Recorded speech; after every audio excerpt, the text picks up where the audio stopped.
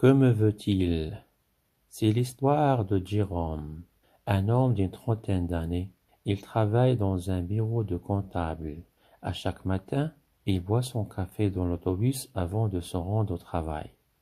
Il adore ce moment de la journée. Il se sent complètement détendu et peut enfin relaxer. L'autobus s'arrête et Jérôme prend sa mallette avant de sortir à son arrêt.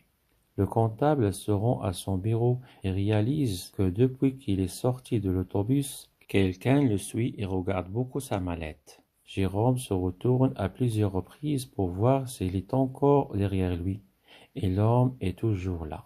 Puis, l'individu commence à l'appeler et même à courir. Jérôme a très peur. Il se met donc à courir lui aussi pour fuir l'homme costaud qui le pourchasse. Le comptable ne se sent pas bien. Il a chaud, il est essoufflé, son cœur bat à tout rompre et il sent que ses poumons veulent exploser. Jérôme se demande ce que cet homme a contre lui. Il ne le connaît pas.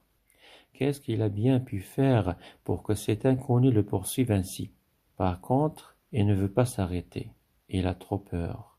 L'homme pourrait le voler, le blesser ou peut-être même le tuer. Le comptable n'entend plus rien et ne sait même plus où il est. Il s'en va, il ne fait que courir. Soudainement, il arrive dans le fond d'une ruelle, dans un cul-de-sac. Tout est sombre. Il se retourne, puis voit l'homme qui le poursuivait. Il tient quelque chose dans sa main, mais Jérôme ne sait pas ce que c'est. Peut-être un couteau ou même une arme. L'angoisse l'envahit. Il a tellement peur que l'inconnu lui fasse du mal qu'il se jette par terre et se met à le supplier de ne pas le toucher. Enfin, le gars s'avance de plus en plus. Il a l'air sévère et le regarde bizarrement. Puis, après quelques minutes de silence, il lui dit très poliment: « Monsieur, je crois que vous vous êtes trompé de mallette en sortant de l'autobus. J'aimerais qu'on les échange, s'il vous plaît. » Jérôme se sent tellement soulagé. Toute la peur qu'il avait disparu et il se mit à rire nerveusement, puis répondit: « Bien sûr, avec plaisir.